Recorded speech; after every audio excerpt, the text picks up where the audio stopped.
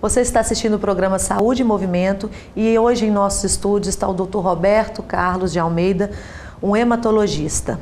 Dr. Roberto, qual que é o tratamento hoje para anemia? Tratamento vai depender da causa. Na anemia mais comum, que é por deficiência de ferro, a correção da dieta e, em alguns casos, medicamentos. Na anemia por megaloblástica, por deficiência de B12, aí você vai ter a reposição de B12, normalmente é intramuscular. Certo. E na anemia falciforme, o acompanhamento é regular, no máximo, de 2 em 2 meses, e nas intercorrências até menos. E nas anemias, principalmente da gestante, nós temos que utilizar aí profiláticos ferruginosos com a intenção de evitar esse desenvolvimento da anemia.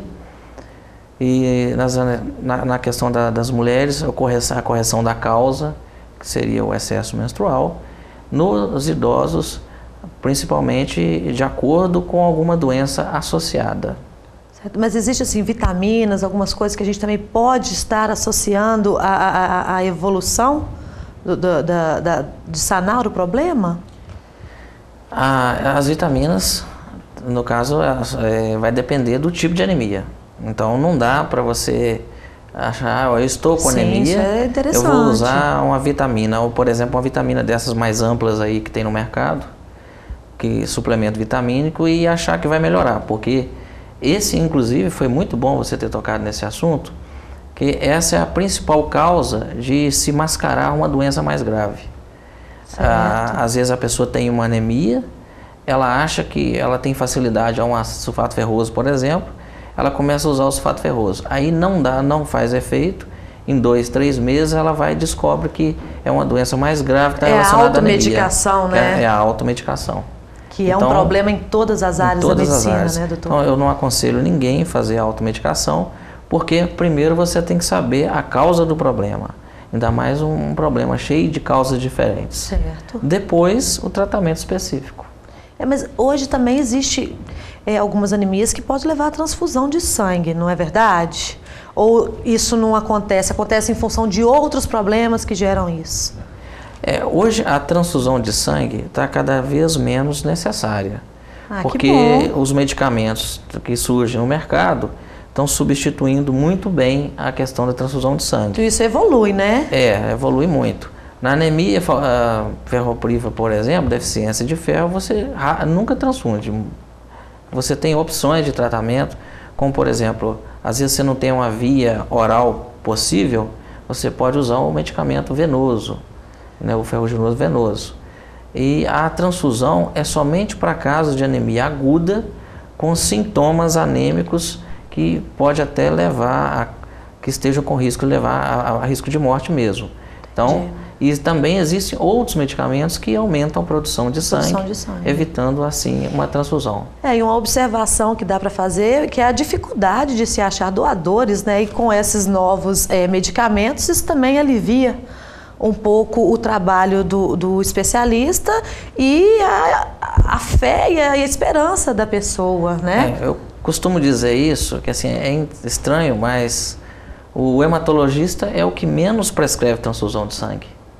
Porque a gente acaba usando outras alternativas que não a transfusão de sangue, e isso deixando a transfusão de sangue para casos específicos. Tem caso que a pessoa vai definir se ela aceita ou não receber a transfusão, mas que acaba sendo uma opção assim bastante necessária. Certo. A gente tem um VT com especialista, nutricionista, David Jonas, vamos dar uma olhadinha, ele tem umas dicas muito bacanas para a gente. Lembrando que a anemia, ela está intimamente ligada com a falta de absorção de ferro.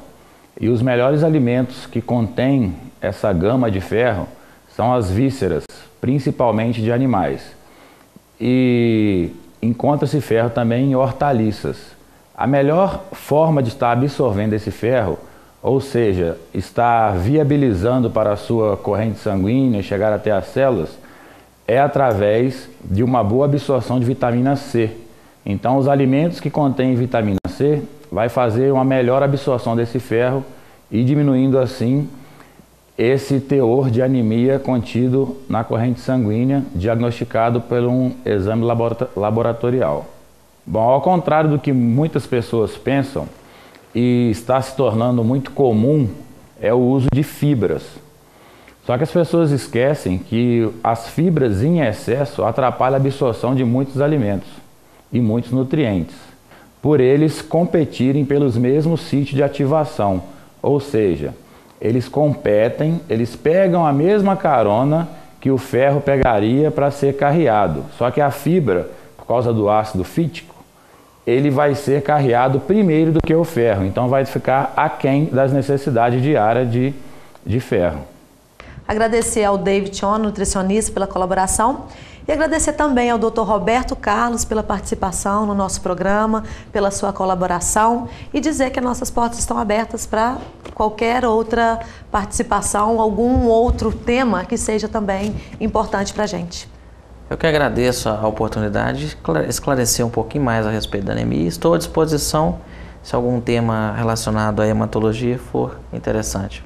Espero que vocês tenham gostado do nosso tema e eu conto com vocês na semana que vem. Mas se você quer dar uma sugestão ou fazer alguma crítica ou também fazer alguma pergunta para os nossos próximos temas, o nosso link e o nosso endereço estão aqui embaixo.